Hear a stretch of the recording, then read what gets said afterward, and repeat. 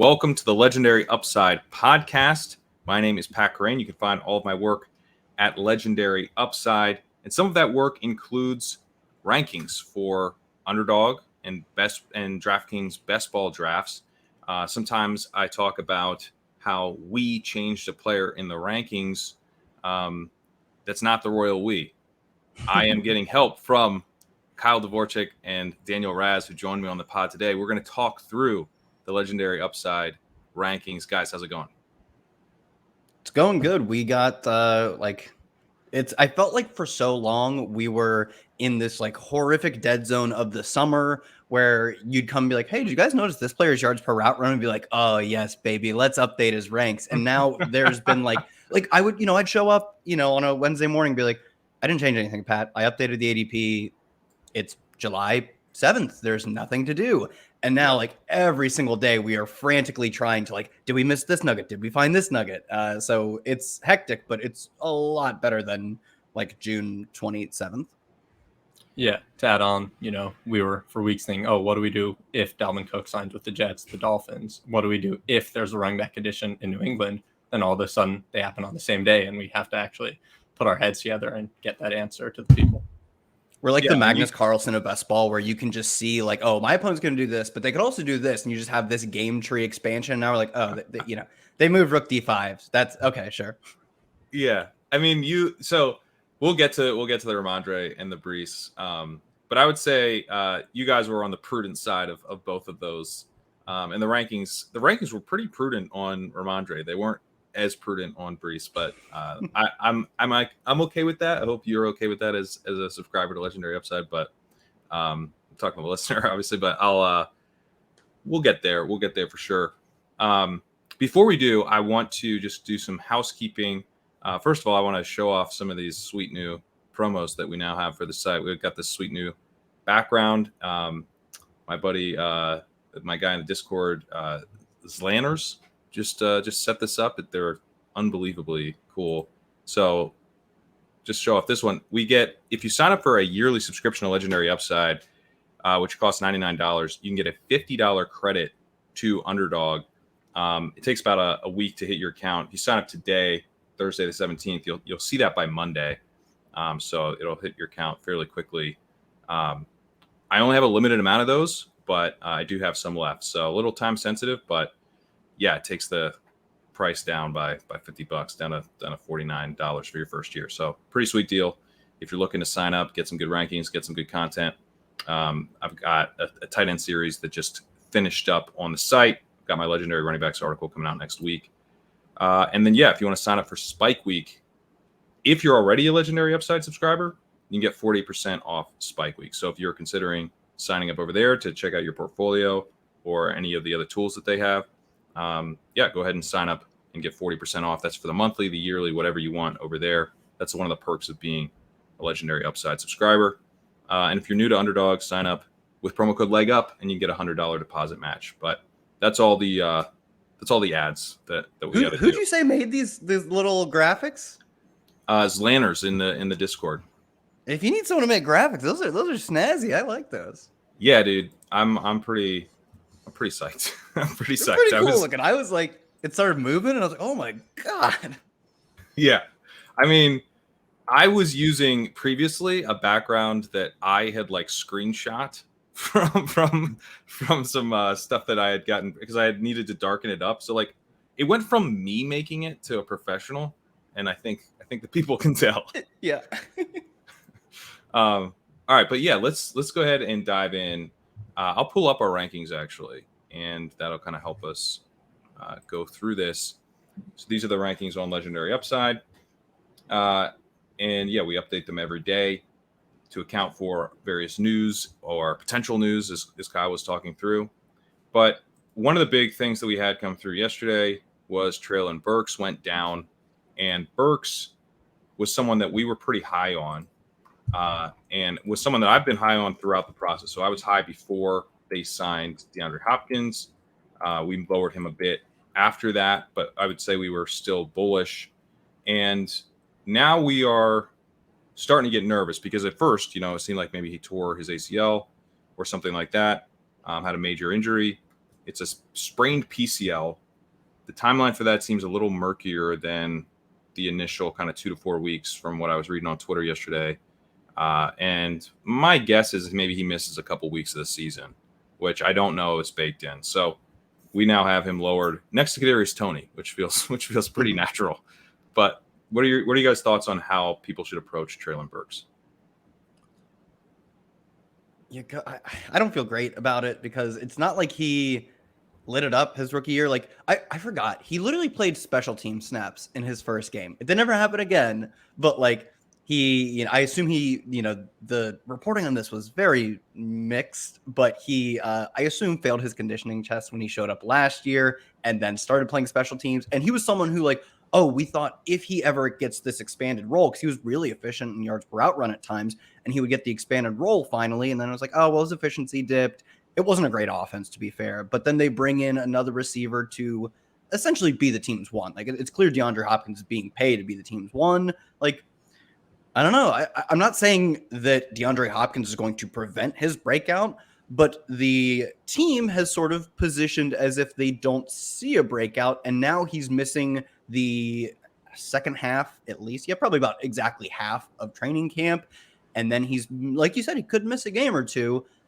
I don't know. It doesn't seem like the best. I'd probably still be willing. Like, there's obviously a price at which I'd be willing to buy.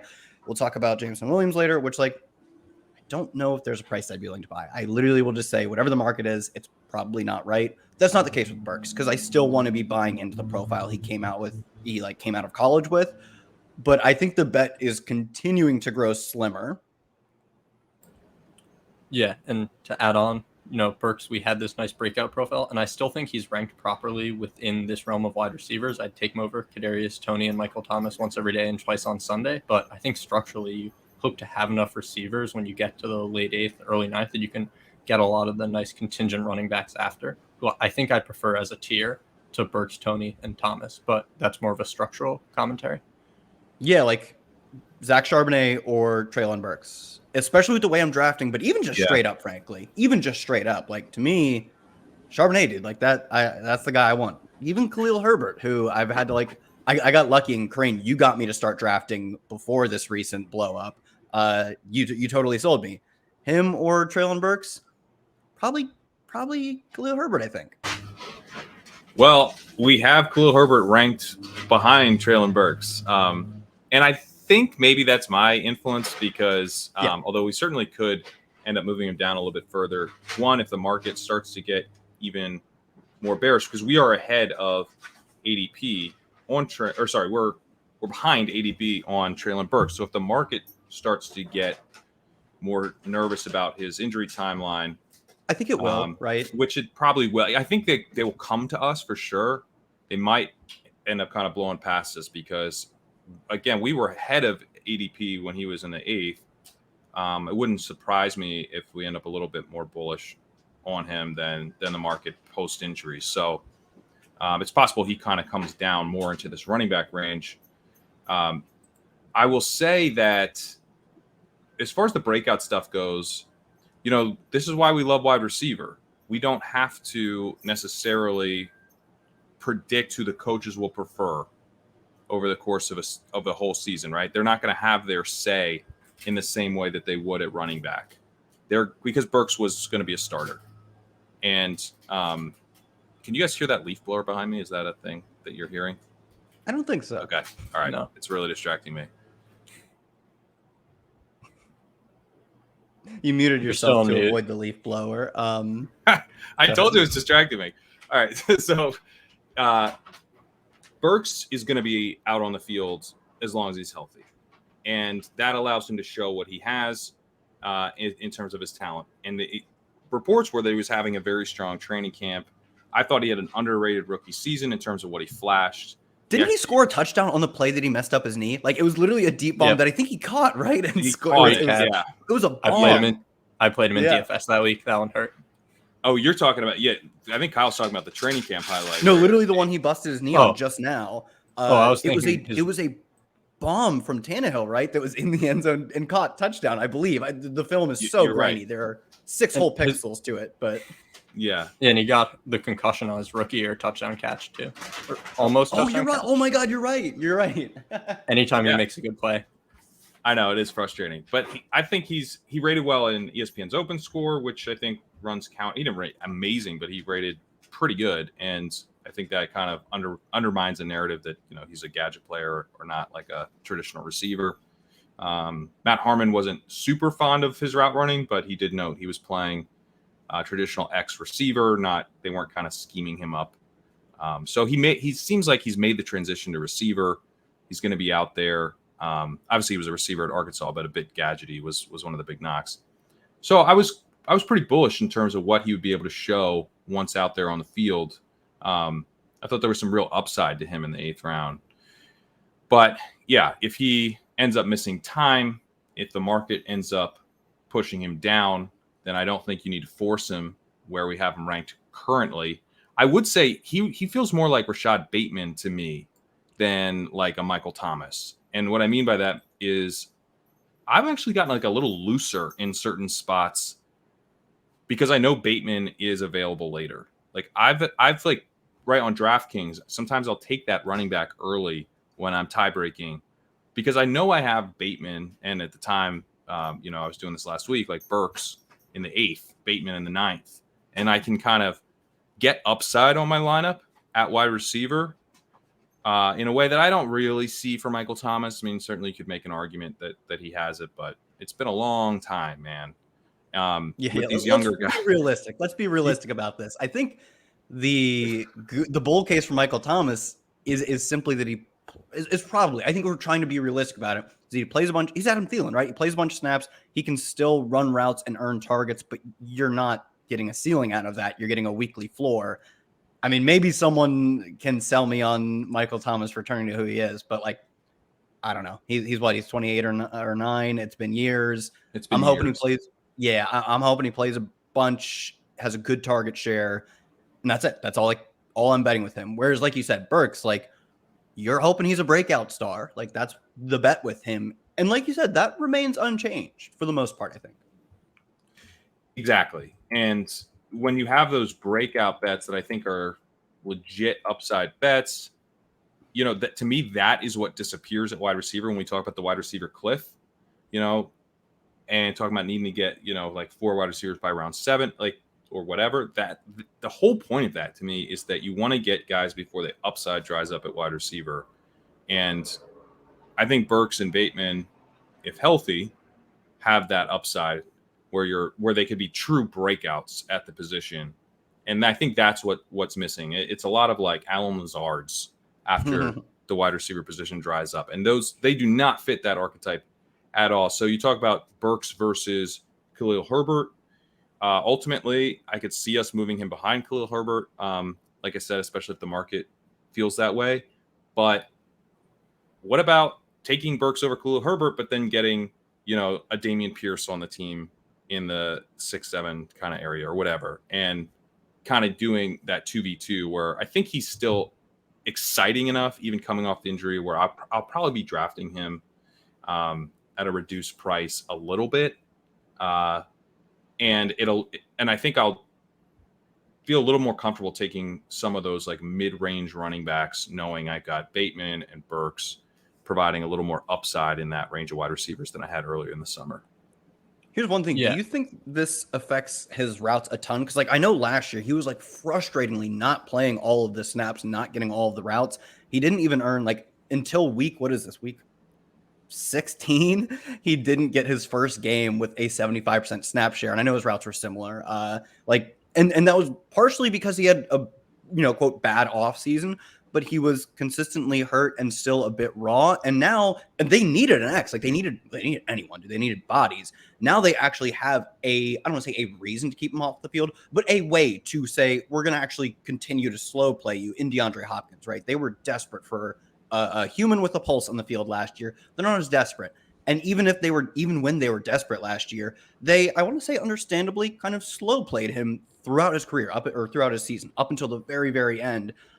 I could see them like, unfortunate, like we're like, oh my God, this guy's got 2.6 yards per route run. Why did he run 60% of the routes last week? And this is like, Again, I could see still it to want start the year bet for on sure. talent. Yeah. I still want to be betting on talent, but you could see him missing a game or two, then getting that treatment for weeks on end. It would be I could see frustrating. that. I could definitely see that. would- I think if that happens all season, it's because he's not very good. But Yeah, what are your thoughts on that, Daniel? Yeah, I would add that if Burks is good enough, they could slow play him. But eventually, if he's good enough and hits whatever threshold the team's looking for, he'll be on the field enough to where he'll be able to break out. I'm not sure how likely the breakout is, but I'm not sure that the injury come mid-season should materially affect his odds at a breakout. Obviously, there's a slight risk of a compensating injury or anything of that nature. But I think the market will be pretty bearish. I could see him falling to the late ninth round pretty reasonably. I mean, this is a decently meaningful injury, and I'm adjusting my prior a little. I'm also managing my portfolio and my previous overweight stance on Burks because I don't want to just keep pounding the table on someone with a glaring risk factor. But if he drops around maybe 18 picks, then I'll gladly keep drafting him at an overweight position. But at the late 8th, early 9th, I'm going to be bearish. Yeah, and let's kind of zoom out a little bit to talk about some of the stuff. Like these are the rankings that we have on the site, and they are designed so that you can draft right off of them. These are sort of designed to be kind of the recommended order in which I would take these guys, provided I don't already have a portfolio, but we do have portfolios. So like I will probably draft Treylon Burks at a lower rate than this would suggest, because I have a bunch of Treylon Burks earlier, and I don't think he's like an absolute smash now. Like we are behind current ADP, and that might continue to be the case unless he like really craters. So given that it's not like a huge target post injury, and I already have a bunch, I'll probably be trying to, see if I can ease up a little bit on Treylon Burks. But so that's one factor to keep in mind. I personally might not draft exactly like this today, but it's sort of a recommended draft approach.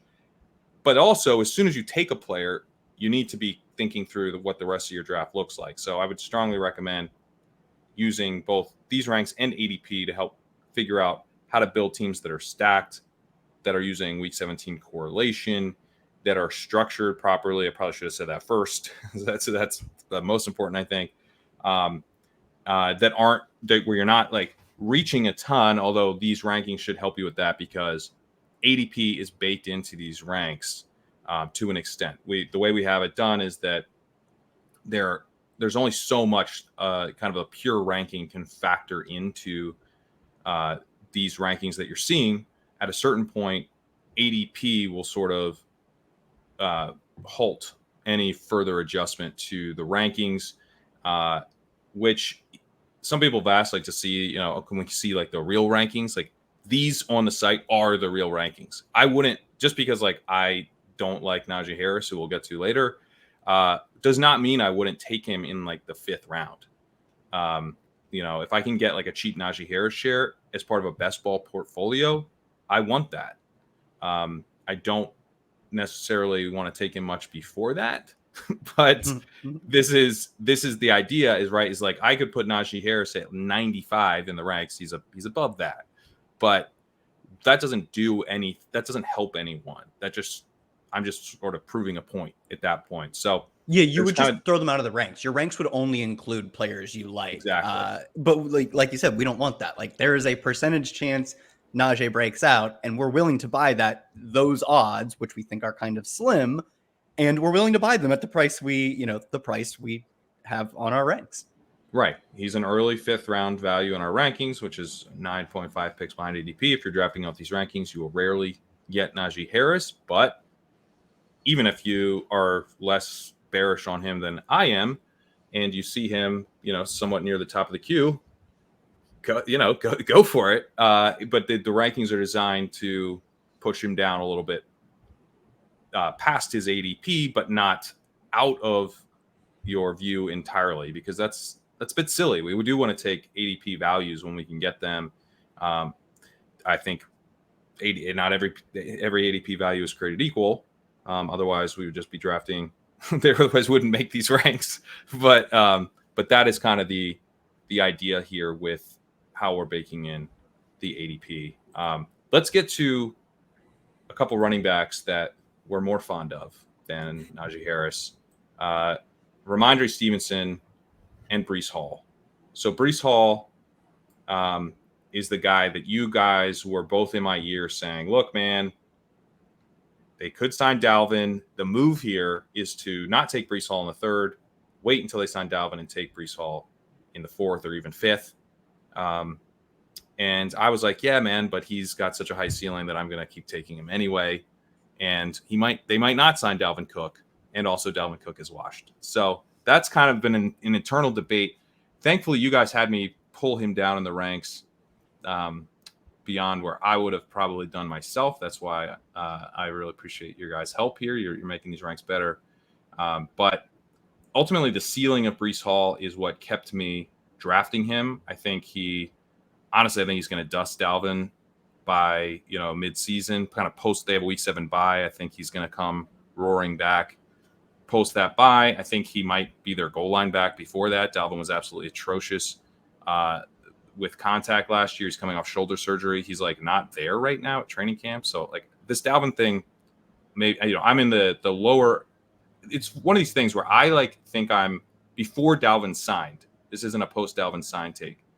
No matter where he landed, I was like, I think Dalvin's washed. And I think I'm probably in like the 95th percentile of guys who think Dalvin is washed. And I'm also in the 95th percentile, at least, of guys who think Breece Hall is an exceptional talent. I think Sean Siegel might be higher on me than that in that scale. But so it's kind of these two things have come together to where I'm still quite bullish on Breece Hall, and I'm happy to take him in the 4th round. I don't think I'll ever get any 5th round Breece Hall unless the market completely tanks, because I don't see how he would get past me in the 4th. But yeah, that's been a big kind of internal debate behind the scenes. What are your guys' thoughts now on Breece Hall? Yeah, I'd like to see his ADP keep plummeting because, again, I want to draft him. I had somewhere in the mid 20%. He was among my highest exposure players prior to Dalvin being released, but then the flag went off. If they sign Dalvin, I'll be able to get him at least a round cheaper. His ADP's fallen to 41. I think it'll keep falling on Underdog to the mid 40s and on DraftKings somewhere in the 5th round. So you're able to get cheap Breece shares, and I want to be overweight on such a dynamic profile. Are we concerned at all?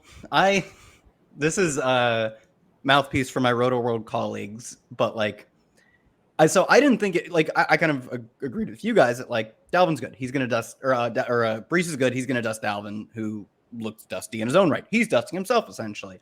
We're getting big LeBron GM in LA vibes from this Aaron Rodgers Jets team. There are now rumors that they could possibly trade for David Bakhtiari. That was after they obviously brought in Lazard, brought in Cobb. It's very clear his thumb is the scale, right? And Breece is probably not ready for full speed week 1. I even saw Silva he tweeted this article from ESPN where Dalvin still feels like he's not sure he can make all of his cuts yet. We're still 2-3 weeks away. Yeah, Breece. Yeah, can't make all these cuts yet. We're still 3 weeks away. It's all right. I'm not thrilled with it, but it's fine. But then Rodgers was just saying in a press conference yesterday, he was like, oh yeah, I was talking to Dalvin throughout the process. He wanted to be here. It wouldn't shock me if this young player with, a few hundred snaps at the NFL level playing with Aaron Rodgers is fully committed, even if he's just better. He is just better. That's almost certainly true. This is me trying to talk myself off of I already have 15% Dalvin. And if it gets to 30 by the end of the summer, so be it. You have 15% Dalvin? Sorry, Breece. I keep switching their names. I have 50. Honestly, this is the biggest red flag you've raised so far, is that you can't keep them straight. Actually, that's true. It's very Freudian that maybe I keep messing them up. Yeah, I have almost no Dalvin. I have I just checked 14% Breece. And this is me trying to see if there's a reason, trying to field reasons that I wouldn't just go all in, because I agree. He was a really strong prospect. He, in a limited sample, looked like an absolute unit last year. What are the odds that we get to week 15 and Dalvin isn't dusted? He's still getting 40% snaps, 15 touches, and he's mixing in on the goal line, or at least they haven't completely given Breece the goal line work the way that some teams just give the second string running back every third drive, even if it gets to the goal line, even if it's third downs. I think it's uncomfortably possible. Because, like, you know, we've talked about, like, we were just talking about it with receiver. Like, there are 3 receiver spots. Treylon's getting on the field. He's really good. Like, they just have a choice to make where they can choose not to put Breece on the field. His talent at least doesn't have as much of a say in his playing time and his fantasy points. Right. Yeah, I mentioned the reason we love wide receivers because you're talking about how Hopkins, you know, could end up hurting Burks' playing time. I just don't see it that way because they need to have 2 to 3 wide receivers out there on every play. So it's really, you're saying Kyle Phillips or someone like that, or Chris Moore would hurt his playing time, which could, but that's because either Burks is terrible or he's not healthy.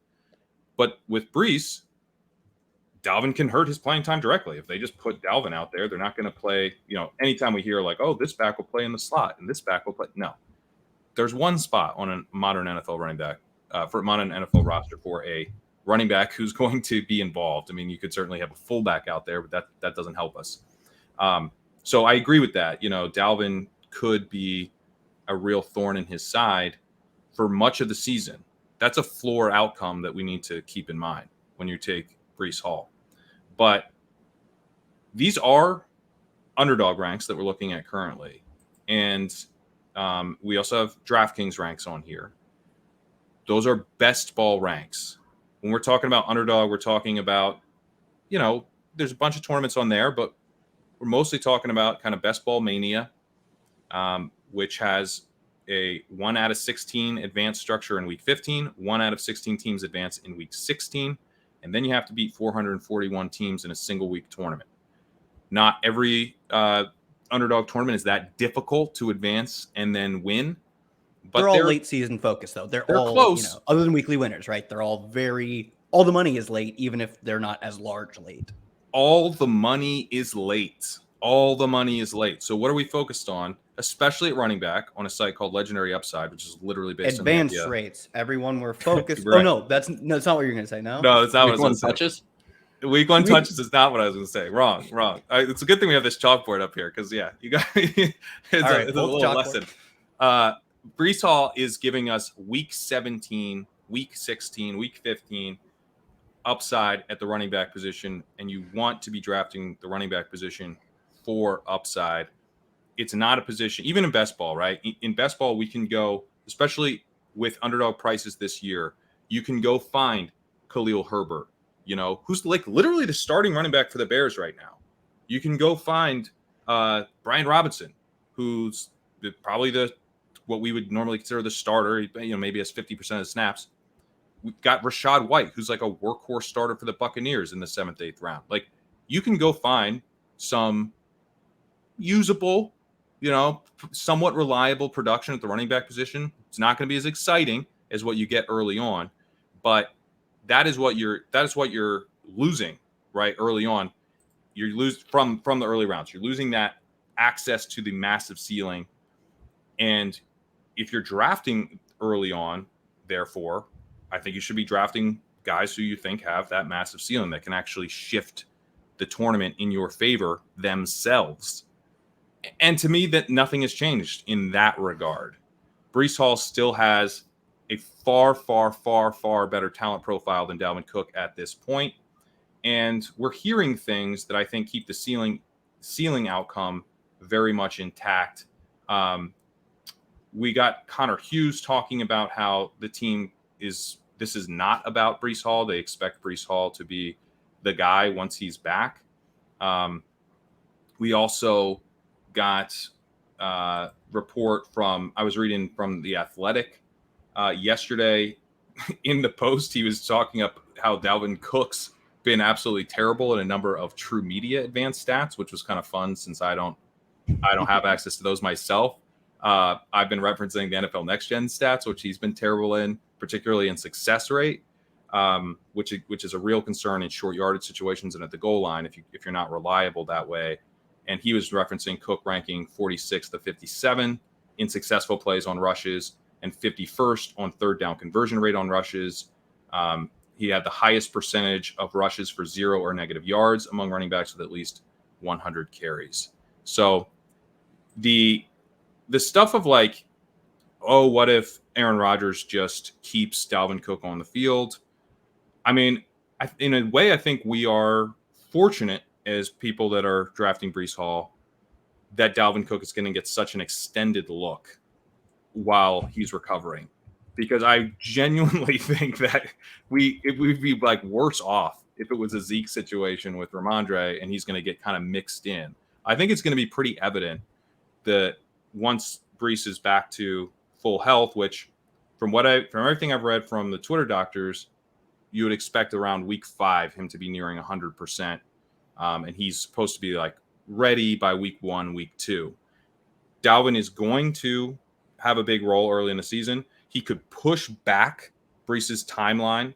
You know, maybe it would have been week 4, week 5 previously to where he has a big role. Now it could be week 8, week 9. That's a problem.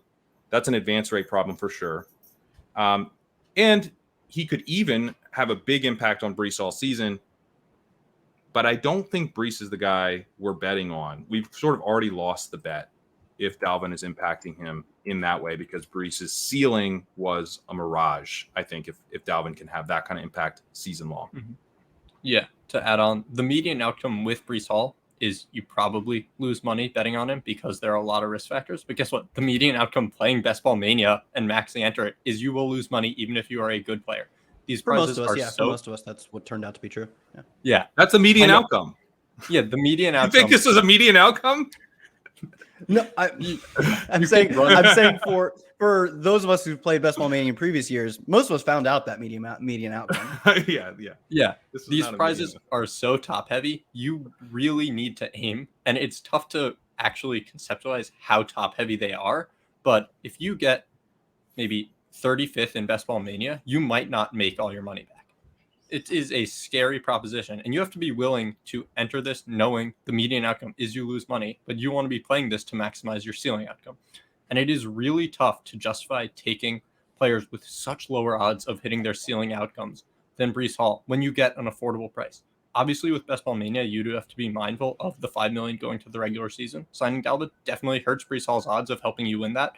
There's no doubt. But in ceiling outcomes, Breece Hall could still contend for that. And importantly, in prize structures where all the money is in weeks 15 through 17, or even 2/3 of the money, Breece Hall is probably the favorite among any 4th round pick to be the difference maker within that range. And you really have to be willing to embrace the uncertainty there. That's interesting because some of the you mentioned that, you know, Best Ball Mania pays out to the regular season. A lot of these other tournaments do not. The puppy, for example, I don't think pays out to the regular season. But some of the higher stakes stuff also does not pay out to the regular season.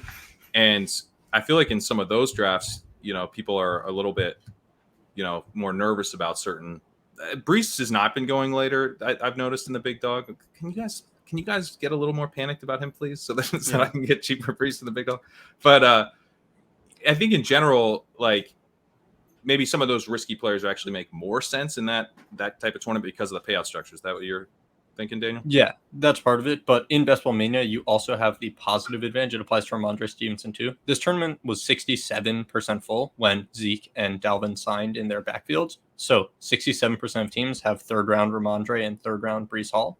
So if you can get one of them falling to the 4th, if you can get Breece in the 5th in Best Ball Mania, just from a leverage perspective on the field, I think you have to take him just off that. And when you factor in the league winning upside, which is clearly there, the legendary running back season that he is live to have, at least at the end of the year, maybe not the whole season, you have to be really willing. So essentially, you can take Breece Hall in the tournaments that only pay out at the end in week 17 because he's a great bet to do so, or you can take him in Best Ball Mania and there's a little leverage. So take Breece Hall everywhere. All right. Pat, how much more confident are you that week 15, 17, I pick one of the late weeks, I don't care, rolls around and Breece is let's say of Stevenson, Etienne, Hall, because we have them back to back to back in our rankings, that Breece is the one who is like 8,600 on DraftKings and he's just a windmill. He's a free square at 8,600. You know, he projects for 21 DK points, 22 DK points or whatever. And you're like, how do I get off this guy? They need to price him up to 10K versus Etienne and Stevenson. Because I would make that bet too. I would be taking him as, if you just say who projects for more fantasy points in week 17, 16, 15, it's all for me. How much more confident are you in him versus Etienne or Stevenson to be that guy? I'm glad you framed it that way, because that is what I'm very confident of. Yeah. That not that he will do that, but that I do think he's much more likely to be the guy who's priced at 8,600 on DraftKings, and we're like, I don't even know how I build a lineup without this guy. You're like, can I eat 40% 8,600 Breece? You're like, I don't know, maybe I can. Okay, I don't think I can. So that is right, because after that, as soon as kickoff hits on week 17, then like it's a 1 week game. Like you're going to, right, we're all going to flip over our advancing lineups, see what's on them, and we're going to root for those guys. And what happens that week is going to be highly chaotic. It's a single week of an NFL season. A lot of weird stuff's going to happen. So am I that much more confident that in week 17 he has a great game than Etienne or Stevenson? No, I'm not. It's a 1 week, but that he sort of established himself as that guy that you're super excited to have and feel confident betting on going into the week. I do think he has a meaningfully better chance of doing that, just because of how good he was last year. He was hyper efficient as a rusher. He was hyper efficient as a receiver. He offered you that Kenneth Walker kind of explosion as a rusher, but he also was consistent. I do think his short yardage ability is probably going to be much, much stronger than Dalvin Cook's, given the concern there. So I like, whereas Zeke could be coming in specifically for like goal line work with Rhamondre, I do not really see that as a plausible outcome with Cook, given, not only was he terrible at it last year, but he's coming off shoulder surgery this year, and he's got a recurring shoulder issue, and he's 28 years old. Like it's just not, maybe Bam Knight or something if Breece Hall falls on his face. But again, we're talking about looking for ceiling outcomes here. So just given the efficiency, given the pedigree, this guy was a second-round pick. He actually rated really strongly for me in my running back model coming out. And then he has this incredible rookie season. And then I would also note, I mentioned what Connor Hughes, that he had said some positive stuff. Found the tweet. He said, still Breece Hall's team, and that he's the Jets' bell cow the moment he's back. Cook isn't stealing touches from him. He's spelling and helping him. This also isn't an indictment on Hall's health, I'm told. He's still on schedule. So that's, again, where you go to Aaron Rodgers stuff. Could Aaron Rodgers be a total dick about this and keep Dalvin Cook on the field for longer than we would like? Yeah, I would expect that. But I think there are a limit to how much of a dick even Aaron Rodgers can be. And I think that limit hits probably after the Jets week 7 bye would be my guess. Maybe it extends a little past that. But again, we're looking for ceiling outcomes. There's a chance that Hall never recovers from his ACL, that he doesn't look like he looked last year, that he's not materially better than Dalvin Cook after all. And, then he's not going to be a great 4th-round pick. But if we're looking for guys who can like change the season for us, I still think he has that type of ceiling. But balancing it against these other guys is difficult for sure, because I think Etienne, maybe even more than Stevenson at this point, his ceiling is starting to become underrated. So let's talk him for a minute, because he's someone that I think we were like kind of even with ADP on file and have actually moved up, and is someone that this is also very much reflects how I'm drafting currently. I'm trying to get more Etienne. In a weird way, Etienne seems to be the one that's fallen post this Dalvin Cook signing. I thought that Breece would come down, Etienne would kind of come up to help replace him, and Breece has come down, and then Etienne seems to be even cheaper. And he pops a lot in my stuff last year too, not so much as a receiver, but his rushing stuff is really good last year. They're still positive on him, even though they like Tank Bigsby as well.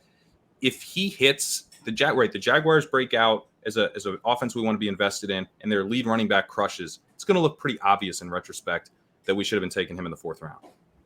Mm-hmm. Yeah, he's one that I know. I don't think, Daniel, you had this sort of leak, but I think both Pat, you and I had this leak of like, yeah, there's a lot of good picks in this range. I'm at 7% or whatever, right? And the more we've talked about it, the more it'll be so obvious in hindsight that one, he was a really strong rusher last year, like rated well in rush yards over expected, but also was good in success rate. He wasn't just boom bust, right? He was also like he doesn't at least have that fatal flaw where I think it's maybe what got Charbonnet drafted to Seattle is that like Walker would go stretches where like you wouldn't get the boom. Like it's what like is sort of the fatal flaw of Saquon Barkley's. They go stretches without the boom, and you're like, oh, I see why they drafted Charbonnet. Oh, I see why they're using him the way they're using him.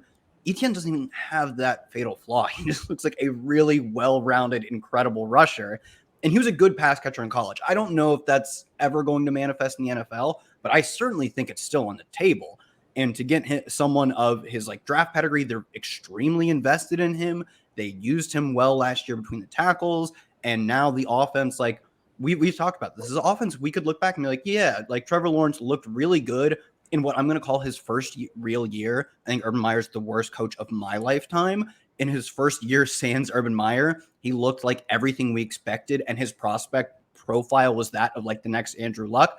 This could be like the next Bengals team, right? Like, I don't think they're ever toppling the Chiefs in points per game, but I think they could be right up there with the Chargers, with, you know, even the Bills. Like, Cowboys are always up there. You're getting an extremely talented rusher, maybe pass catching upside, tons of touchdown upside. Like, I just checked. I'm like, even with the field, I think it's just bad. Like, I think he's kind of an easy click here. Yeah, I've been double the field on Etienne the entire season. I remember talking with Pat in February or March saying, how's this different than the Antonio Gibson bet? This was pre-draft. How's this different than year 2 Antonio Gibson? Obviously, Etienne, an Urban Meyer first-round pick. So if we like adjust that, that's probably a mid-early second-round pick. But that's still pretty good. Sixth-round pick. Yep, sixth-round pick. Yeah, and misses year 1. So his true rookie year is basically last year. He was awesome. The Jaguars, I've comped to last year's Bengals. You know, they have the prince who was promised at quarterback. They have everything you look for in an ascending team. And Etienne was such a dynamic rusher. The receiving is a question mark. We have Jermichael Hasty there. Tank Bigsby could eat into work. But the upside on Etienne is, dare I say, the league-winning running back. I've thought that for a while. I'm happy to be twice the field, and we'll continue to push that stance if he stays in the early 4th. Daniel, you've been out front on a number of these things, these key decision points this offseason. But I do have to say, you know, if you're gonna, you got to work on your messaging a little bit, because if you're trying to convince me to raise a guy in the rankings, comparing him to Antonio Gibson, who I was notoriously bullish on in his second year, and then he completely failed, is not the easiest way to get me to be in on Travis Etienne. Yeah. But that's a bit of a bias on my part, because I've continually loved this profile, but instead of having to make the bet in the late second round or with Gibson even into the early second round, which I still admittedly did make, Etienne's now in I did too. Anywhere from the late to early 4th round. So the opportunity cost is so low. I will also say with Antonio Gibson, it was like, in theory, this player could be good. Whereas in Etienne's case, in practice, it has been good. I've seen it with my eyes. I've seen the CSVs. He is very good. Whereas Gibson hadn't made the transition to like true NFL between the tackles runner yet. Still hasn't done that. But I do think it's like other than that, I get the comp. Yeah, Trevor Lawrence instead of Ryan Fitzpatrick at quarterback. Also that. It helps. We never got Fitzpatrick. Okay, the Gibson thing might have worked out if we just had Fitzpatrick. We'll never know. But I'm with you, Kyle. I'm overweight on DraftKings, but underweight on Underdog, and combined, I'm exactly even with the field. So I don't like that. I want to be where Daniel is. Daniel's twice the field. That seems way more fun on a player who we don't have to like argue about. Like, you know, Tank Bigsby is going to eat in a little bit, but he's not, you know, it's not like he's starting the season and then we're betting on the talent to take over and all that stuff with Breece. Like, you get a much cleaner on an offense that could be better than the Jets. Just like he's a starting running back and we think he's good. So it's a very clean bet with Etienne. I guess people are starting to get nervous that, you know, maybe he's in like a real kind of gross committee. But as we're talking, like, why do we not have Etienne over Stevenson? Because Stevenson is also dealing now with another back. People aren't that nervous because it is Zeke, you know, and he is washed. But Zeke doesn't look that much more washed to me than Dalvin in these advanced stats. His yards per route run was atrocious. He won't be involved as a receiver. That's nice because that's a key part of Rhamondre's value. But he was much better in stuff like success rate. And if you're signing Zeke, who's essentially like a fullback now, you know, he's a good pass blocker and he is good in short yardage. So He's someone that you can kind of trust. He kind of makes sense as a signing for them. But that could end up sniping some touchdowns from Stevenson. I'm obviously not panicking on Stevenson, but we are actually now a little bit behind ADP. And I could see us being a little behind ADP the rest of the way, because I think this does, like, in a way that I don't feel as worried about with Breece. Like, if you look at those ceiling outcomes for Stevenson, certainly he could completely dust Elliott, but I just am nervous they kind of want to spell him a little bit more than they did at times last year. And I don't know. I should also say with Stevenson, I don't think the talent is quite as strong as what Hall could be. So, like, on limited touches, I'm just not as excited. It's another key. Yeah, I think that would be the argument. To me, I think he could easily dust Zeke. Like, wouldn't be surprising if Zeke is just like truly in all situations and short. Yeah, he just isn't good. And like you said, he's good in short yardage. Didn't you? I think you said he's almost fine. Dead league average. He's fine. Yeah, he's usable in short yardage. That's how he will be used, because if you sign him, you plan to use him. But if you sign him, you also probably are trying to use the things he's, quote, air quotes, good at, the things he's not terrible at. He was better than Rhamondre last year, for example. I think NFL Next Gen success rate, which isn't just short yardage, but I think it's instructive. I think in short yardage too, I saw like Hayden or someone tweet about this. They're extremely similar. That's probably where he gets used. But I do think he is closer to washed, not by a ton, but closer to washed than Dalvin. Because at least Dalvin has, I think, a skill you can maximize. Where, like, he's always good top end speed, right? He's fast. He's fast. I think he's probably closer to straight line speed. You want to get him like good blocking and hope a linebacker isn't there to make a tackle, because he may not break that anymore like he used to. I don't even know if Zeke has that sort of like, how does this guy win type of scenario. He's got a, how does this guy not lose, in that he's about league average in success rate. So I think that's probably an easier path for him being dusted. Whereas, like, you could tell me that the Jets are consistently finding a way to get Dalvin Cook some carries that maximize his skill set. I don't know what there is even to maximize with Zeke. So I think he's probably easier to dust. But I agree that it's also easier to dust someone when you're extremely talented. And I would bet Breece as a bet on talent over Stevenson. So maybe I'm nitpicking, but I do think Stevenson is not a extremely different bet to dust his backup, because his backup is worse. Yeah. He's also not quite as good as Breece. I think that's a bet I'd make too, but I think his backup's worse. Yeah, to add on to this, I think that it's pretty clear that there's not much that Zeke definitely does better, or that Zeke definitely does better than Rhamondre. But if they want to spell Rhamondre, which I think every intention this offseason has pointed to, they don't want him having 80% of the snaps or anything in that range. Zeke would have the comparative advantage in those short yardage situations because he's not meaningfully worse in those, and you can maximize Rhamondre elsewhere. There's a chance, we don't want to think about it, but Dalvin may just have a pure advantage in some of the straight line plays with the Jets. I don't think there's anything that Zeke just does flat out meaningfully better than Rhamondre, but I think their intention is to make sure that Rhamondre isn't a workhorse. And in those scenarios, Zeke should be the primary, or at least rotating in the goal line, which is a scary proposition on an offense that has a 6.5 win total and may not get to the end zone. Yeah, for market-based reasons alone, I don't think we can have Breece ahead of Rhamondre. So I'm not even going to argue that. But I do think Etienne, like, and maybe market-based reasons would also keep us from doing that. But, like, I think so. Yeah. Why isn't Etienne, like, I was just looking at this, like, why wouldn't we be more excited about Etienne than Rhamondre? Is it the Tank Bigsby? Is that why? To me, it's pass catching stuff. I think there's a decent chance Etienne comes out at the end of his career, and you're like, oh, he just never developed into a pass catcher. He was just scheme touches, because, like, he was, if he was never a good pass catcher, let's just say he was, we look back and he was never good.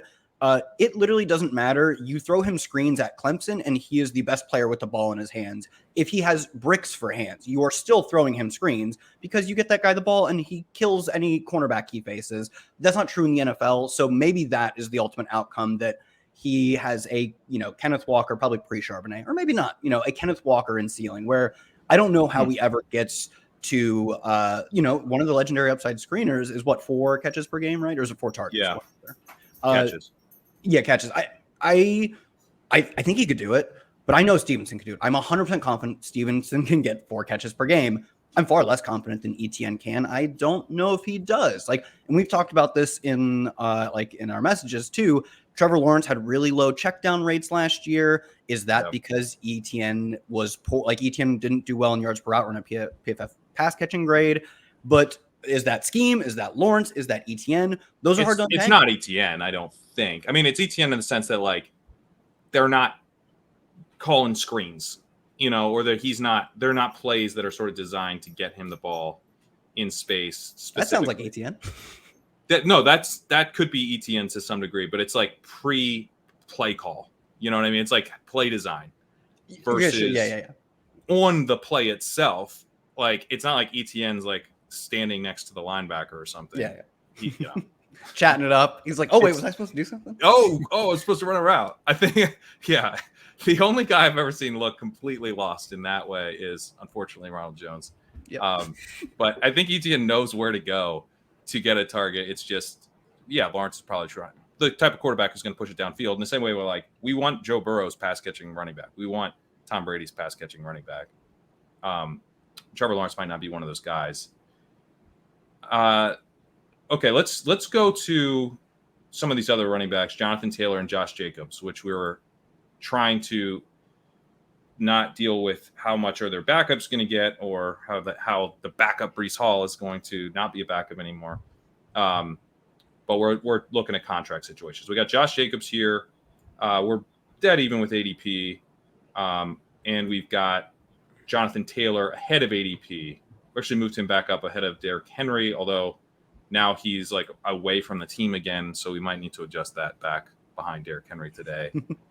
We've kind of yo-yoed a little bit with Taylor from, I would say, this spot, you know, post-trade requests, right? Somewhere from where we have him right now to kind of like around Mark Andrews behind the elite quarterbacks. And we probably had him even higher, because we probably had him ahead of Barkley at some point when there was nothing, right? When there was nothing, for sure. Yeah. And we could get back there. Bullish. He could get back there if he signs or reports, I guess. He doesn't need to sign anything. But, you know, he's someone I think is a pretty interesting bet outside of all this contract stuff. Last year's 101 going in the late second seems pretty good.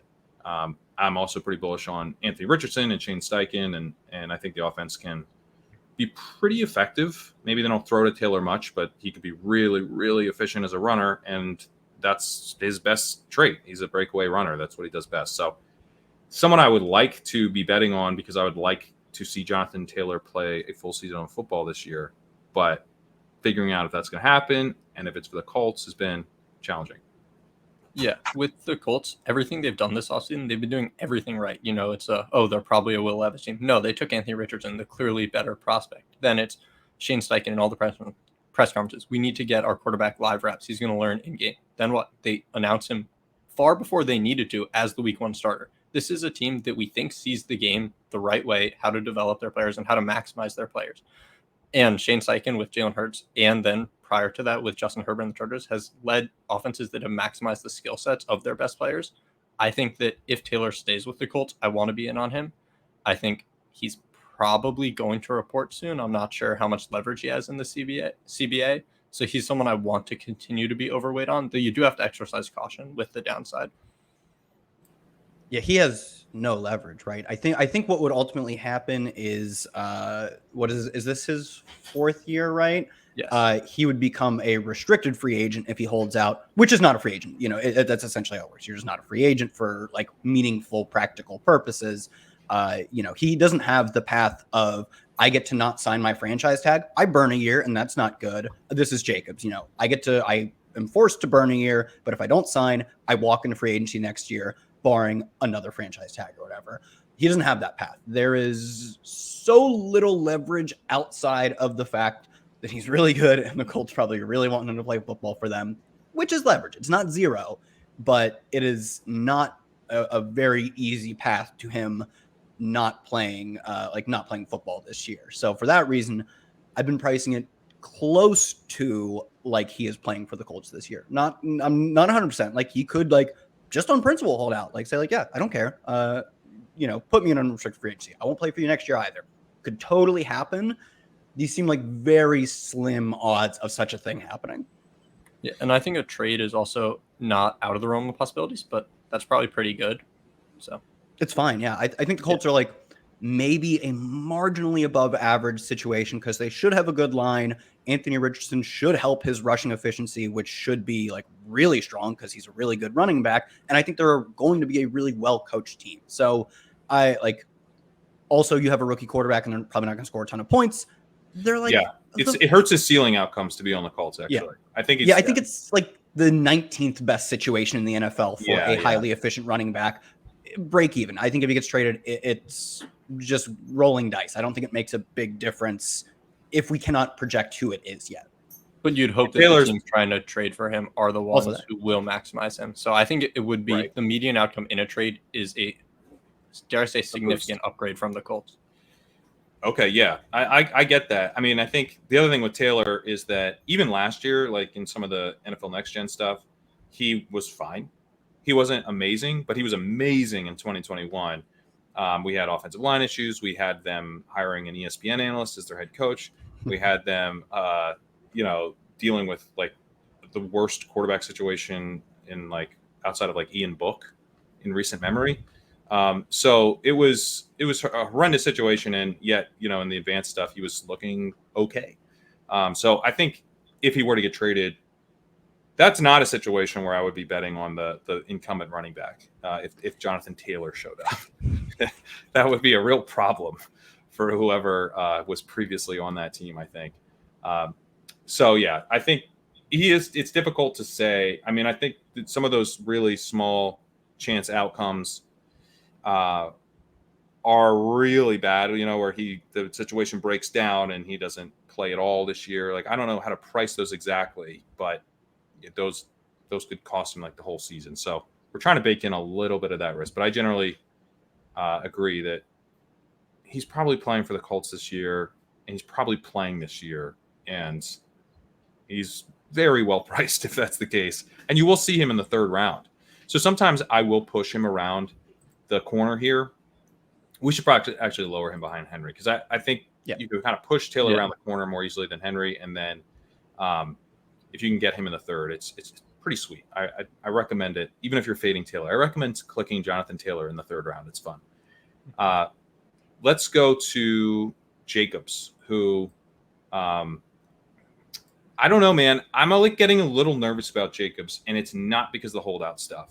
It's because it's never a good idea to let a giant running back who runs a 4.4 flat get a bunch of run with the starters behind you.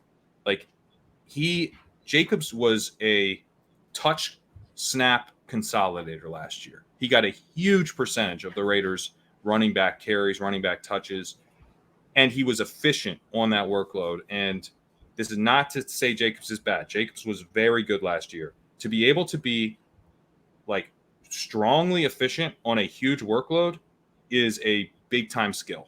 There's not many running backs who could do that. And that was a super impressive season from Jacobs. But for fantasy purposes, like, because he wasn't super efficient, he was just good. He was impressive. But if the workload gets scaled back, even to, what a standard starting running back, we're going to feel that with Josh Jacobs, I think, especially because we're talking about a Raiders offense that we don't think is going to be good or score many points. So it's got to be him generating that fantasy value probably through volume more than some other running backs that we're betting on in this range. Yeah, and I think there's also the downside risk of late in the season if he's playing on the tag, which he will, by the way. He has made $8 million in career earnings through 4 years. He can sign the franchise tag and make 11 more. I find it really hard to believe he will hold out when you get an opportunity at life-changing money. But there's a chance late in the year, if he has an injury, and again, it's tough to price these, there's a chance that he's far more likely to sit on a moderate to minor injury in the weeks that matter compared to running backs going in the range. And there's also the downside risk of whereas the Colts have sort of done things the right way. I'm not sure how many things the Raiders have done that we'd consider to be optimal, besides possibly having their part owner Tom Brady coming in at quarterback late season. So Oh, are you in on that? Are you with Denny that Tom Brady's playing this year? Not They're going to be actually. too bad. The thing is, if they're That's like, true. They'll be if way their too quarterback gets hurt and they're 10-4 or whatever, sure. Dude, they ain't making it 10-4. Brady's going to see a 1-9 team. Jimmy Garoppolo rolls his ankle. It's like, no, I'm not playing for that team. Yeah, I agree. That would be quite the storyline, though. Where are you at, Kyle? I'm not awfully concerned with Zamir White cutting into his role. I think Jacobs is a fine pick, but like you said, like he was meh running back throughout his career until last year, in which case he was extremely efficient. He didn't get there in the way that like Taylor or Henry get there, or Chubb, where they're literally the best running back in the league. He got there by getting maybe up there for the best volume in the league and then doing a little more with it. He's like, He got like, Najee Harris volume, but then actually realized on his talent because he's more efficient than Najee. So I think if you are concerned with Zamir White, then you would be like, oh, I don't know if Jacobs is a good pick here. I'm not particularly concerned with Zamir White, like career committee back in college, who then gets like 8 snaps as a rookie. Yeah, and I would just put some numbers to this. Josh Jacobs had 80% of the Raiders team attempts last year. That led the NFL. Derrick Henry was second. Dameon Pierce actually tied for second with 75%. Those two there. And then he was second in the NFL last year in percent of team opportunities. Derrick Henry had 45%. Josh Jacobs had 42%. Saquon Barkley, 39%. Christian McCaffrey, 38%. Dameon Pierce, again, 37%. Maybe we should be trying to more Dameon Pierce. We should But be. these guys, yeah, I've actually started a little bit. Josh Jacobs, look, that's great. It's great that he got that much work. But it does make me, it's like, hey, I would love things to be exactly the same.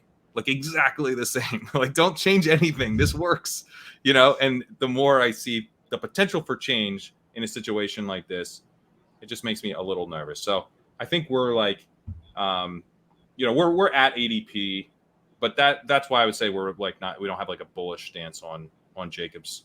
It's like the risk, I think, he's going to sign with the Raiders. I feel confident about that, but this has created some maybe additional small but real risk in my mind. Yeah, I mean, if we thought there was zero risk, we would have him priced as like a 1-2 turn guy. Like he was one of the most used running backs in the NFL last year, and he was good on that usage. And even me saying like, I'm Zamir White, don't care that much. I don't care zero. It's definitely a situation where Zamir White ups his snap share to 20% or whatever. You're sweating bullets. So that's the reason we have him where we have him, which I take him at ADP. He's fine. Yep. All right, let's talk through some of the biggest stands that we have, starting with Jameson Williams, who we've referenced a few times, right?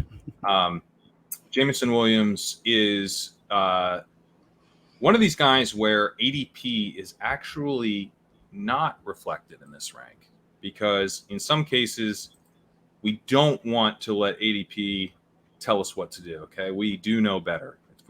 We're selective in the I know better stances, but we do make them. Usually it's in cases where the market is stale, that we expect that there to be a lot of upcoming movement. And so we're sort of like, hey, the market's going to move here. We're not just going to like creep up alongside this, because otherwise if you're drafting on the ranks, you're just going to get sniped every time you're out there on a guy who's rocketing up, or you're going to end up like just catching a falling knife as a player goes down the board. So if we know this guy's going to rise 2 rounds in ADP, we're just going to put him there, or at least put him close to where we think he'll get to. And so it's more nimble that way than just like letting ADP push us around. But Jameson Williams doesn't fit that archetype, right? We don't necessarily expect that he's going to like crater an ADP. We just think he's really mispriced. And especially in Best Ball Mania, right, Daniel? Yes, because in Best Ball Mania, again, 1/3 of the prizes, so you want to sort of put 1/3 of your mental energy there, are to the regular season, and Jameson's giving you a stone cold 0 for 6 weeks of the 14, plus every player has a bye week. So to win the regular season or get top, you probably need your players to be giving you weeks and strong performances for more than half of the year. It's just really tough to imagine that the winning regular season teams will have a player that could not contribute on half of the available weeks. In other tournaments like the puppy, it's more advantageous to take Jameson, but I'm not sure at this point it's advantageous. I don't want to go too much into the vibes-based analysis, but he's given every red flag. He's in the Kadarius Toney tier for me. I mean, well, we should talk Toney because I'm willing to draft Toney, and I know you're not really, Daniel, but yeah, I mean, the vibes are terrible on Jameson Williams. I've never really seen a head coach be like, and I had someone call me out because I like don't have the quote exactly off the top of my head correct, but Dan Campbell said something along the lines of like, he's never going to be one of those elite catchers of the ball. But we're basically going to get him to where like he can do it or it's acceptable. But like coaches don't talk that way about a guy they took in the early first round entering his second season. Like they don't say, God, I hope this dude can at least catch the ball. Sorta. That's not a thing. Yeah, It's the not most like analogous situation is the Lions talking about DeAndre Swift last year. Yes, it is. It is. That's what comes to mind. This is a team that gave up on a very talented running back who had some serious flaws, but did some other things very well. And I mean, that's kind of who Jameson is at wide receiver. He's super fast. He's going to be able to get past defenses in a league where that's increasingly hard to do. But what happens next? Does he catch the ball? Does he pull his hammy? It's, they already seem frustrated. And also he got suspended for 6 games for betting on sports at the team facilities. So that's also a problem. You don't have the quote really that wrong. It'll never be probably like one of those elite pass catchers, but it'll be just fine. And the article I'm reading is even like, if you read this, it sounds really bad, but here's the full quote. And then like talking about his drops, and then that quote pops in. I'm like, no, this sounds as bad, maybe worse, if you include more context. He obviously also, Campbell talks about like you said, we're getting him the ball, like he's going to be a fine pass catcher, and that's his point is, the thesis was never that he's a great hands guy. It's that he's got deep speed that can't be matched. But like, no, this does sound bad. And you know what happened as soon as we saw him in the preseason? Dude drops a long, well-thrown ball that clangs off his hands. Like, yep. You think Dan Campbell sees that? Then he gets hurt, and he's like, week 7 comes around, I'm giving this guy an 80% snap share. Hell no, he ain't. Yeah, I mean, I can certainly see him burying me in a week, and that's tough. I think he does have a ceiling, especially from a single week perspective, but God, you're gonna have a tough time advancing him with those 6 games that he's. Yeah, your 11th place team is going to be windmilling with his 22 points. Good luck. Yeah. Good luck. Yeah. And the other thing, I mean, he has 1 career reception, and has yet to be able to play like really any extended healthy stretch in the NFL, having coming in with the ACL tear. So, I would like to get some cheap Jameson. Maybe he falls and we don't have to kind of override the ADP stuff, and we can kind of sit back in the 120s and take him. I would be into that, right? If it's like Jameson Williams or Rashee Rice. Darnell Mooney. I take Darnell. I'd still take Mooney. I'd take Jameson. I'd take Jameson ahead of Darnell Mooney, but it's close. Yeah. Well, we have him ranked ahead of Darnell Mooney, but again, that's because I would take him ahead of Darnell Mooney because I don't ever draft Jameson Williams, and if you're drafting off these ranks, you probably don't have a lot of draft Jameson Williams. So it's one of those things where, with the ADP slide of that magnitude, I think I probably would just grab a share. Yeah, but honestly, we don't expect him to be going here in later today, right? Like the injury was it yesterday? This ADP will continue to fall. Yeah. I think it comes to us though, and I don't know that it goes past us. But here's what I'll say: if Darnell Mooney and Jameson Williams were back to back right now, and I knew that they would probably stay that way, I probably would just take Darnell Mooney. Yeah, that's how I feel about him. But that at least would be a debate. Okay, so he's a big stand for us. Najee, we teased Najee earlier. Najee's not someone that we have overridden in the ADP, but he's also not that further behind in like the true rank. He's basically where he is in the list. So let's let's talk Najee Harris. This is where I would take him. So the ADP is, I have him 53 in the pure rank, but like honestly, I should probably just change that to 50 because I don't even I just think that's me being like, yeah. But the ADP is doing something good here, which is saying, hey, if you have Najee Harris at 50, just take him. That's a good spot. There's a point at which he does become a value, and this to me is where that point is. But the reason I'm so bearish on Najee is that I don't think he's very good based on what he's shown at the NFL level. You can kind of look at what he's done as a receiver, not all that impressive. That was one of the things that he was really billed as coming in as this first round pick, that he was going to be this difference making receiver. He could line up everywhere. He can run wide receiver routes. I don't know if you guys remember this coming in, but like that, there was a lot of talk of that about Najee.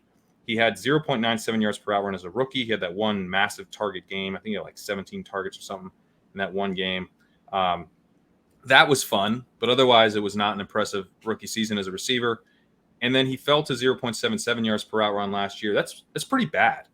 It's not horrendous, I guess, but it's not good. And then he had, as he was kind of confirming that he's not a special receiver, Jaylen Warren comes in, becomes the third down back, actually flashes in some receiving metrics, including ESPN's receiver ratings, which he finished very high in. And then he looks good as a rusher as well. Reports out of camp are that Jaylen Warren looks awesome. Najee looks fine. And I just have a real hard time betting on a guy that I genuinely don't think is the best running back on his own team. And does that prevent him from being the lead back all year? Probably not. The Steelers probably just keep rolling Najee out there. He was their first round pick. Warren's an undrafted free agent. The guy in my Discord is a Steelers fan, has reminded me a few times about some of Tomlin's legendary stubbornness. And so odds are Najee just kind of keeps the role. But I don't think this is how we play for ceiling outcomes.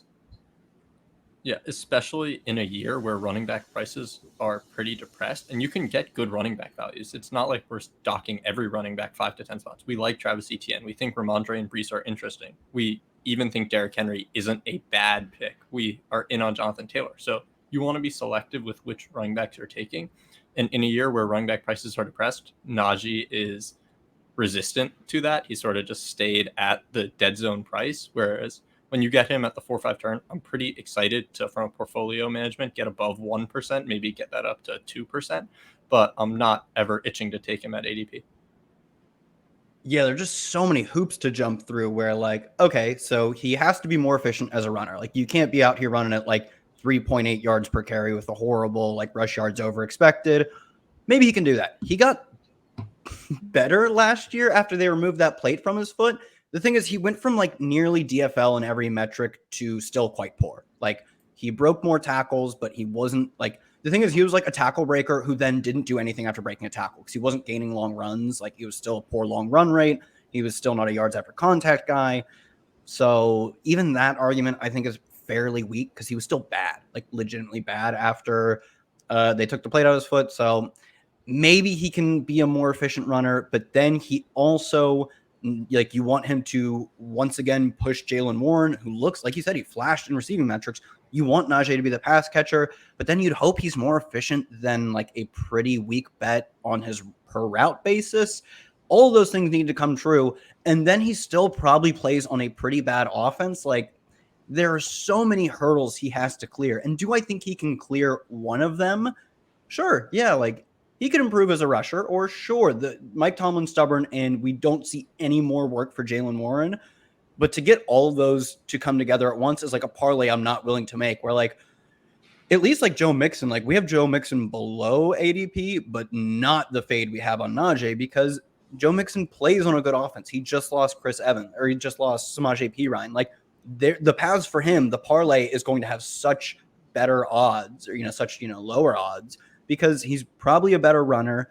He can get as much receiving work. I don't think he's great with it, but who cares? Neither is Najee. Like, and he plays on an elite offense. Like, he could get there on touchdowns alone. Whereas I don't really think Najee can even get there on touchdowns alone. So yeah, I don't think either of us have any pushback on Najee being probably the biggest fade stance we have in what would be like the first 60 or 70 picks, maybe. Yeah, that's correct. He's the biggest fade stance that we have early. Christian Kirk has actually become a big fade for us now, which we'll get to in a second. But before we do that, I want to talk Jaylen Warren because that's the other side of this coin. And we're very bullish on Jaylen Warren, which only makes sense. We have him at his ADP is 131, and we have him 120.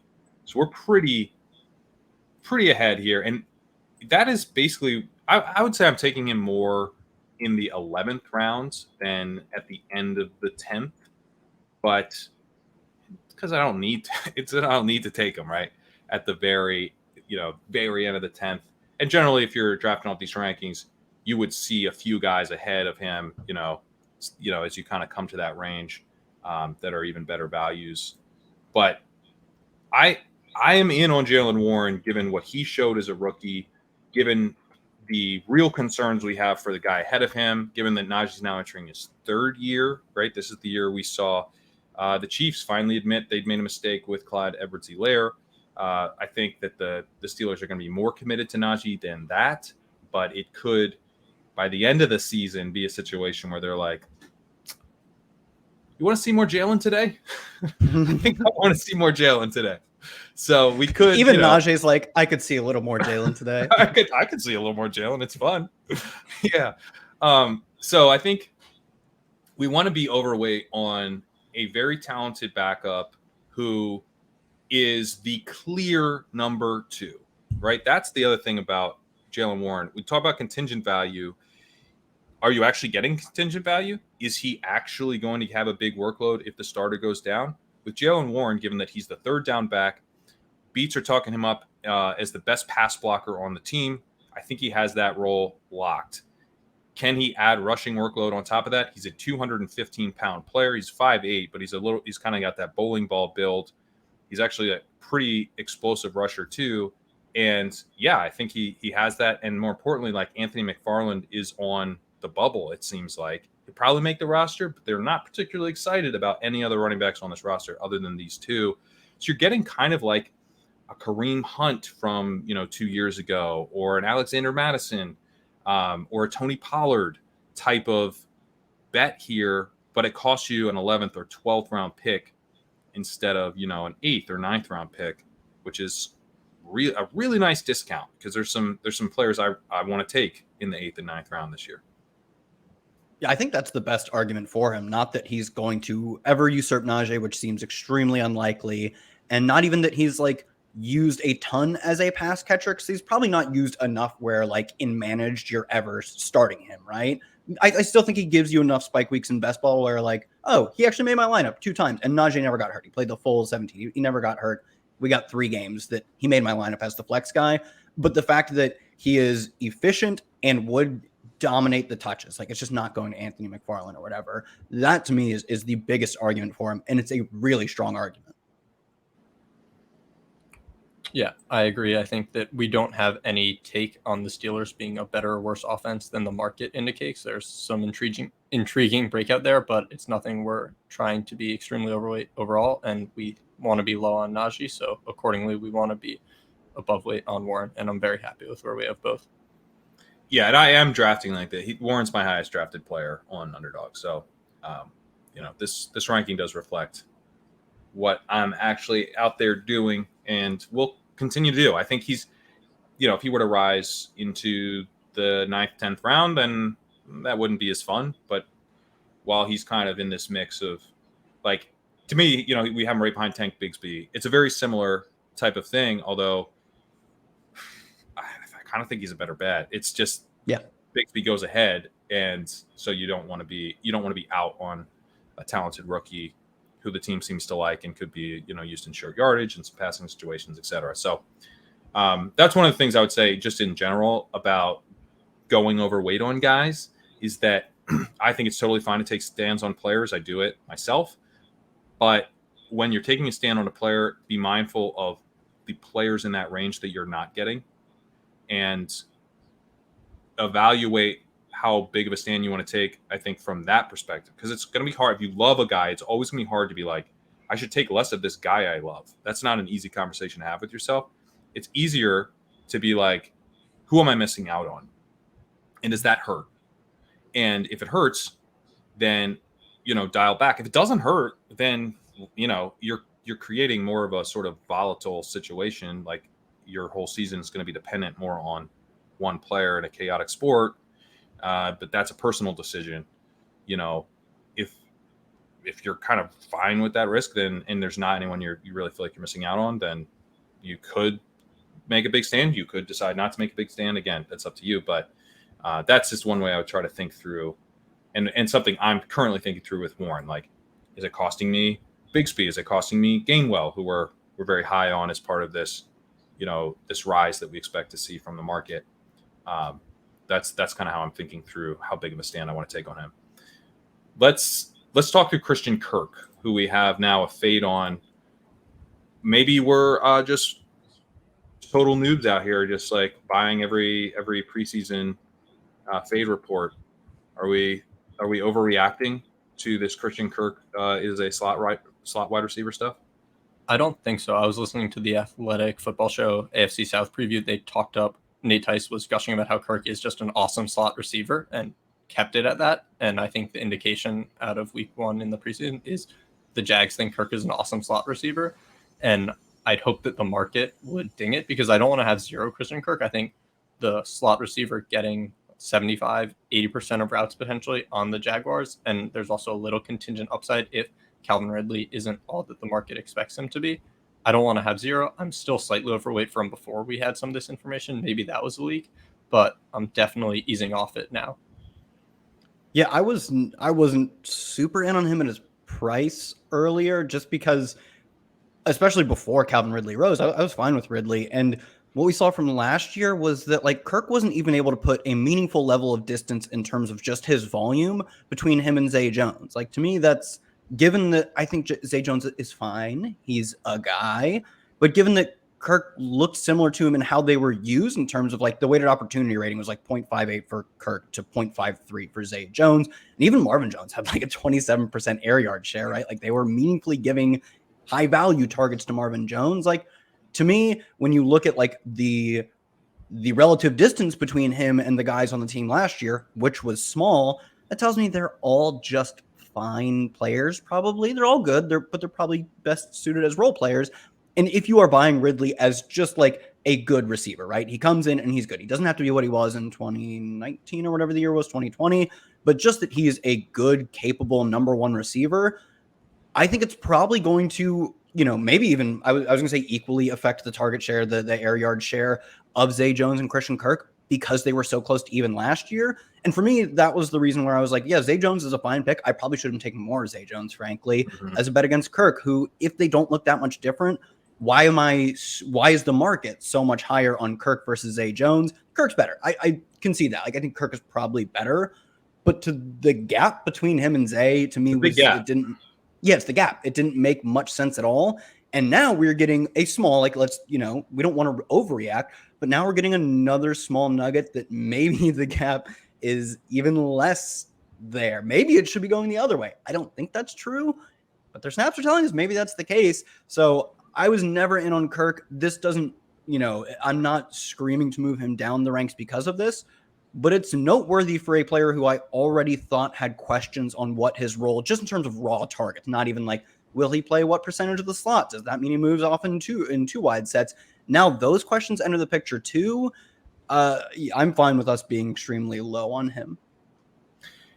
Yeah, and I'll say we have not been particularly high on Calvin Ridley. We've been, I think, below market throughout the offseason, but never by an extreme amount. Mm-hmm. And we've come up, not just like let ADP kind of pull us up. We haven't. We've gotten more bullish on Calvin Ridley in the rankings over the last month or so, just like the rest of the fantasy community. Just not quite as bullish as the rest of the fantasy community, right? So his ADP is now 25. We have him at 28 in the rankings. But part of it to me with Christian Kirk was always that we just don't know how this is going to shake out with the Jaguars. This is an offense that probably will have a lot of passing volume and passing value, but who is it going to go to? There's a lot of mouths to feed, or maybe not a lot of mouths to feed, a lot of potential guys who could emerge as target, guys who are getting a lot of that value, getting a big slice of that value. It could be really spread out. It could be condensed to, one guy or a couple guys.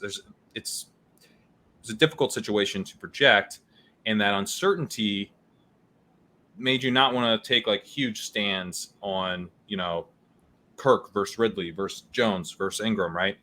But Ridley seems to be putting together the type of training camp that would make you think, okay, he's probably going to be the number one in like a number one kind of way, or at least the chances of that have gone up. And Kyle, I know you're not like a big guy in terms of how much stock to put in the training camp stuff, but it's not just that. It's that he was the former number one in Atlanta who has this weird year 2 years ago, then gets suspended for the full season. And it's like, is he still that guy? And I think in a situation like this, the training camp reports can at least help us be like, okay, he appears to be the guy who he was before. I mean, because we wouldn't necessarily think that he wouldn't be, given that he's 28 years old. It wasn't an injury situation that he missed the year. Like, he should be fully healthy. He should have the same skill set he had when he left, roughly. And it appears that he does. And if Ridley's going to be moving up like this, leaving aside the slot stuff, it makes me more nervous about what Christian Kirk can do from kind of a target domination standpoint and from a ceiling outcome standpoint. Yeah, that's why I'm not in on Kirk as much. Because where are his targets coming from? Last year he was a fine target earner, but wasn't elite at it. Now they have a potential elite, and I agree that they can't, there was a very realistic scenario where he just he hasn't played football in 2 years. He comes to camp, he doesn't look like himself, and right away. Do we know he's his former self yet? No, we absolutely don't. The odds are he's probably not quite that guy, but we've taken off some of the real tail risk of he looks like a dude who you can tell right away hasn't played football for the most part in 2 years. And with that out of the way, given that he played all the snaps with the starters, he is at least on the field for all the snaps and he looks fine in training camp. I don't trust Kirk to that is Zay Jones, and Kirk barely beat out that guy for targets. Add another that guy to the mix, and that's a bad look for Kirk right there. And that doesn't even factor in Calvin Ridley was an absolute stud when he was playing in Atlanta. So yeah, to me, Kirk is should have just fallen a lot more in response to the Ridley rise. If the market is correct in raising Ridley, they should have nuked Kirk, and they didn't. Here's a alternate universe beat report. Calvin Ridley looked better today. The coaches are optimistic he can play a big role in this offense. That's not what we're hearing. What we're hearing is, I can't even see the defender who was covering Calvin Ridley on the video because he was that far away. That's how open Calvin Ridley got on this route. He's having the training camp. Now, again, this could all be overblown. It's not. You got it with Allen Robinson last year, right? He's having the Allen Robinson training camp. He's having the Allen Robinson training camp. Yeah. So we're behind ADP on Ridley. I'm not pounding the table for Calvin Ridley here, but there's a difference between those two things. If we're trying to figure out what's most likely to happen, it's not I think he looks all right. It's holy shit. And you should have been pricing in some of that. Yeah, he looks all right. He's 28 and hadn't played football in 2 years. Right. And we didn't get that. And so that is now, as of today, off the table. And it was not off the table in March, right? He hadn't played football in a long time, and he's old. For an NFL receiver, he's older. So, I think let's not read into the fact that he looks like a stud against some corner and Zay Jones looks slower or whatever. But let's read into the fact that they seem optimistic on using him a lot, and he used to be very good.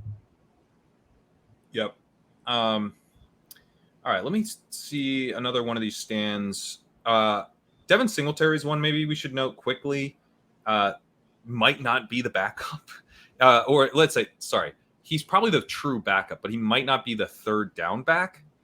And so you're talking about I think he's not a very good running back who is a pure contingent, probably a 2-down contingent play on the Texans.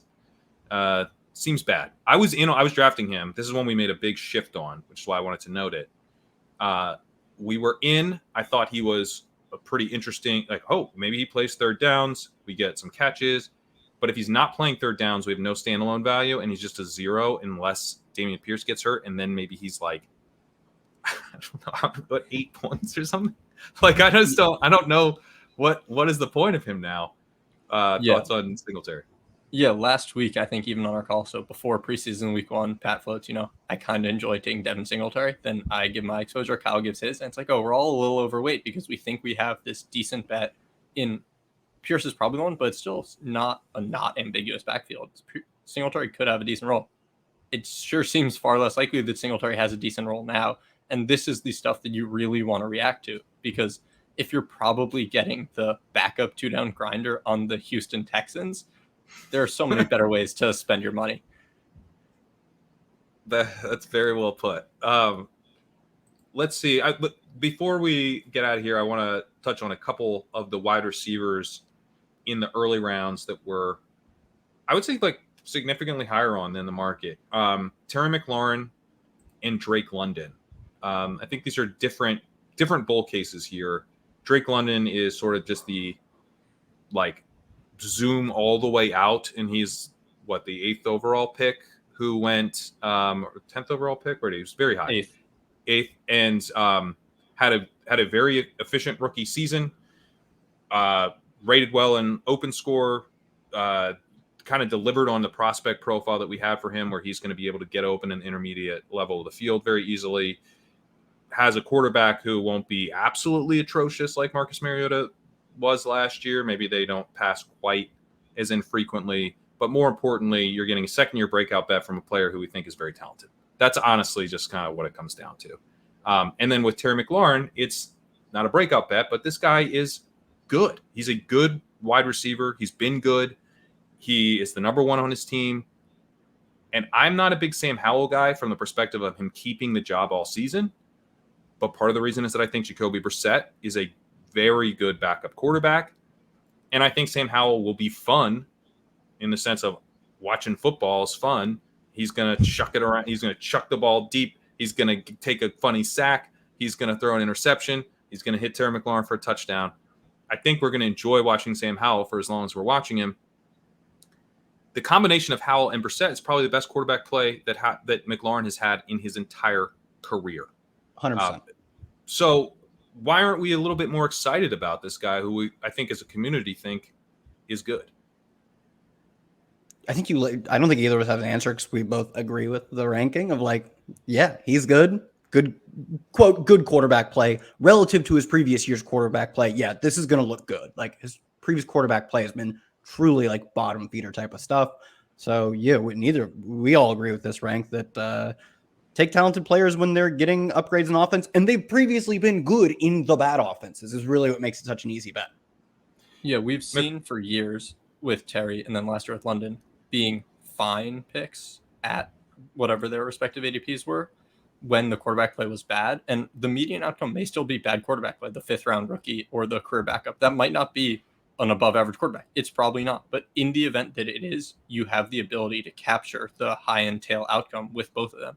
And with Drake London specifically, it's pretty easy to look at all the boxes he's checked and think, yeah, eventually he'll be a top 20 pick. He's the type of profile you want to be early on. Yeah, I think London, that's exactly the way I would put it. You want to be early on Drake London. Is there a chance we're a year early? 100%. In fact, we're probably a year early on Drake London. But if we're not a year early, he has the type of ceiling as, just this talent-based bet where he can absolutely crush ADP. And if you look at what has the 4th and 5th round been really good for in recent years, it's for finding guys who can emerge and absolutely crush ADP. I think Drake London fits that. He had 2.07 yards per route run last year. That's an awesome mark for a rookie. That's the type of thing you see from future superstars at wide receiver. When you pair that with the fact that he was the 8th overall pick, and was a strong prospect. Wasn't like my favorite prospect, but he was a early declare productive wide receiver who then gets drafted super high. He's got size. He can threaten somewhat deep. He's not like a pure underneath guy. And not just like a pure volume bet. He had an 11.2 ADOT last year. I'm very excited about like what Drake London can become as an NFL player. I don't know if he's going to get the volume this year. He probably won't. But man, 2.07 yards per route run with Marcus Mariota and Desmond Ridder throwing him the ball. He will have Ridder again this year, but that's exciting, and that's the type of ceiling outcome that we want to be thinking through. And then Terry McLaurin, he had 2.05 yards per route run as a rookie. He kind of fell off to 1.84 and 1.81 the 2 years after that, which are fine marks, not that impressive. But he's coming off a season with 2.04 yards per route run with Taylor Heineke throwing him the ball. I think we're like disrespecting this dude. I think he's really good. And I know some people want to play it through the Dotson breakout. I think that's fine. I think Dotson's a fine pick. But McLaurin, I mean, honestly, I think I like him more than Judy. We might have to tweak this rank a little bit and move him up even more. I've been a little surprised. McLaurin's not a guy that I've necessarily been pounding the table for at any point in his career. I've been surprised that the market isn't more excited about him. But all right, guys. Oh, good. No, I was just quickly going to say I agree. I've been a little more bullish on Terry throughout his career, but I think this year you have a pretty easy path to envision a ceiling outcome. All right. So Kyle just had to jump, but that'll do it for this episode of the Legendary Upside podcast. Thanks to Kyle. Sorry for keeping him to the point where he actually had to drop off the pod. But make sure to check out all of Kyle's work at rotoworld.com. He's got some incredible stuff over there, including the news beat. You know, if you want to stay up on the news, RotoWorld's still the best place to check it out. Daniel, anything you want to tell the people about that you got going on? Yeah, I do some work with the 33rd team. Have an article coming out today about how to handle some of the running backs rising in ADP that we touched on, including Dalvin Cook. And I'll just say you shouldn't really be drafting him at a rising ADP, but the rest is in the article. It's a quick read on Twitter at Danny_Dimes. Love it. All right, guys. Real quick, I will mention one more time that you can get a $50 underdog credit if you subscribe to a season-long subscription at legendaryupside.com. So that's $99 with $50 in underdog credit. Go ahead and sign up if you're interested in checking out these ranks for your best ball drafts this summer. There's only a couple weeks left, but there's plenty more drafts to get in. But thanks for listening. We'll see you guys next time.